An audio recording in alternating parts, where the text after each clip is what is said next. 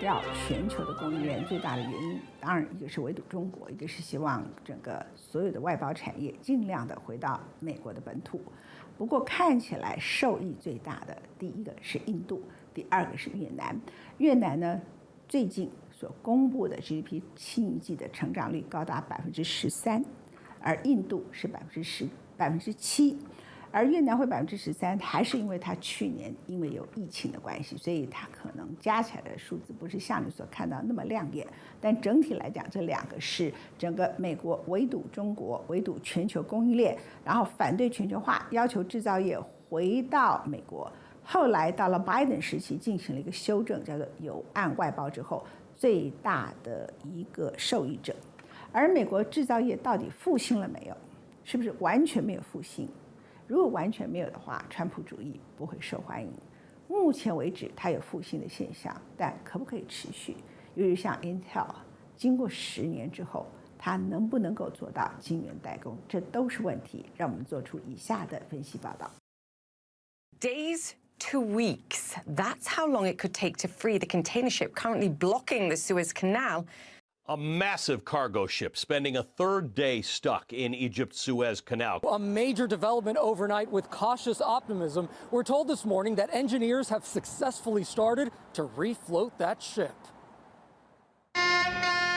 在苏伊士运河卡船事件 Give me my PlayStation. Am I wrong for wanting this, bro? I mean, everything just sucks lately. Take my money. Take my money. I don't want it. Give me my shoe. 和全球晶片荒、供应链断裂。Skilled craftsmen and tradespeople and factory workers have seen the jobs they loved shipped thousands and thousands of miles away. The blue-collar workers that were told by our previous president all of their jobs were gone and they could not get manufacturing jobs back. We're sorry, they're gone forever. 以及产业出走、中产阶级梦碎、民粹政客崛起，这些看似独立、彼此之间无关联的全球大事件、大现象和大潮流之间，有没有一条共同的线索，可以将这些事情都在一起理出头绪？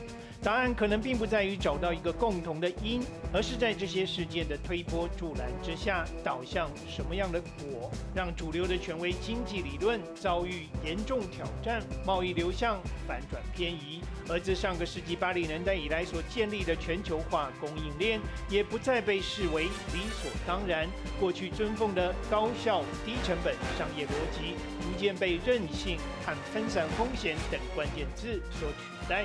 一点一点慢慢渗入美国各大企业董事会里和头家老板的治理思维当中。It's something that's in our DNA, something about our culture, and it's a part of purpose and community, as well as we think it makes us better shoemakers. And so certainly there is a labor cost difference between the wages here in U.S. or anything that's overseas, and you need to try to make up for that in terms of innovation and speed to market. And we've all seen what's happened to the global supply chain over the past couple of years and the impact of cost and also just getting materials from overseas to here. This is really about the American middle class. We need to have this kind of work here. We recognize that potential tariff increases could impact our business, the lead times, and then we obviously, once the COVID, distribution challenges hit, we recognize that this was a no-brainer. In 1990, 80% of semiconductors were built in US and Europe. Today, 80% is in Asia, with only 12% in the US and half of that being Intel. Asian countries moved aggressively to attract this industry with strong incentive policies. Assuming we receive support from the CHIPS Act, the total investment from the site could grow to as much as $100 billion over the next decade. We've also thrown our factory doors open wide to provide capacity for U.S. and global foundry companies. We seek to rebuild the entire supply chain on U.S. soil. An economy based on American manufacturing and American know-how. American manufacturing is coming back bigger and better. Our manufacturing future, our economic future, our solutions to the climate crisis are all going to be made in America. 如何让制造业回流，是近期3任美国总统心心念念的执政方向和挑战。然而，基于亚洲制造强大的低成本诱因，美国各主要企业甚至是整个产业把厂房连同技术一起搬到海外的情况，早已在过去40年成为既成事实，而难以挽回。力之所趋，企业界对于华府自奥巴马以降的政府高层道德劝说，多半仅回以口头上的敷衍，鲜少有实际动作，直到新冠疫情爆发，牵动一连串骨牌效应。One word sums up the feeling along every line of the supply chain: frustration. Well, the shortages and delays in the global supply chain threaten a total paralysis. When the pandemic hit, businesses anticipated that the COVID recession was coming. They thought that demand was going to drop. But something funny happened. The opposite of what all of these businesses and economists predicted happened. Demand exploded.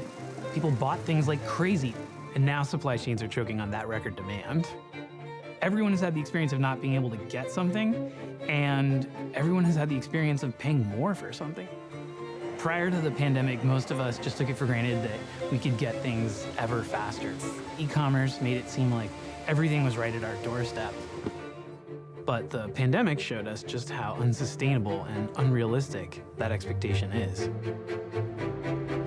全球化经济里，最小成本、最高效率、最大利润这3大原则，促成了全球供应链的成型。此一由绵密的海上网络、空中航线和即时通讯所交织而成的国贸网络，精巧包装和隐藏了每一件商品背后从无到有所必须经历的大量转包、组装、运送漫长的过程。但一场跨国疫情在短短2年之内就揭穿这个由大型跨国企业花费数十年建构起来的低成本、高效率假象。一旦碰上了运河卡船这种随机发生的物理障碍，崩坏速度是有多么的吓人。体认到这个事实，再加上美中关系受地缘因素影响持续恶化，迫使美国企业界不得不放弃俗有大碗的海外代工，开始认真思考把工厂拉回来，一步一脚印，重新在美国本土上扎根，建立起本地供应链。Welcome to Intel Team Ohio. We're so excited to be part of the Silicon Heartland. I'm standing on the nearly 1,000-acre property in Licking County, where Intel will soon build 2 new state-of-the-art chip factories. Samsung has chosen Taylor, Texas as the site of its new state-of-the-art semiconductor chip fabrication plant. You know, we've got 1,200 acres in Taylor, so we're going to construct 6 million square feet of buildings. The capacity that we're going to bring online in Taylor is really going to help us give a lot of opportunity to our customers and also help us to contribute to the stability of the semiconductor supply chain problem. 以英特尔为首，全球晶片大厂这几年在华府晶片产业补助方案的激励之下，先后宣布辟建新厂或是落地美国，像是台积电在亚利桑那州、三星在德州，还有英特尔在俄亥俄州都将打造大型晶圆厂，协助解决晶片供应断裂的问题，避免类似2021年的全球晶片荒再度发生。这一股成型中的美国制造业复兴风潮，除了科技业和电动车这类指标性明星产业之外，更特别，或许也更值得关注的是，有许多中小型美国企业，包括生技、制药和食品饮料，甚至是独立单车品牌，也在政策的诱因和大环境转变现实考量之下，成群返回美国国内征才设厂。Some policymakers might really believe that people don't want to do this work in this country, but I think that they're wrong. I think that if they came to a city like Detroit, they would find that this is work that people really do want. But what is happening in part is that as we understand the structural changes that are needed in the future, not only because of COVID, but also because of climate, the fact that we'll be moving to electric vehicles, the fact that we'll be moving to 5G, the fact that we'll be moving to renewable energy, there, what's happening is not exactly deglobalization, but industrial policy in the US, in Europe, and in Asia saying, we want a piece of that future, so we're going to protect our electric vehicle sector. We're going to produce the wind turbines or the photovoltaics. We want a battery supply chain. So part of what is happening is a kind of manufacturing nationalism. Okay, here we go. Much better. Yeah. Bravo. Well, the good news about the way that we have structured the policy incentives is that they provide long-term certainty that actually pulls forward private investment. So certainly it will take some time to build fully out a fab to full operating capacity. The kind of forward investment will start immediately. We've seen that in a number of company announcements. We see that in other sectors like electric vehicle charging infrastructure, manufacturing that's happening here in the United States because of requirements that those are made here in the United States. That happens immediately, even as public funding is going out across time, because now companies finally have the certainty to know the United States is in this. 2022年8月一份调查发现，在117家大型美企当中，目前仍有近80%的企业高度仰赖中国代工。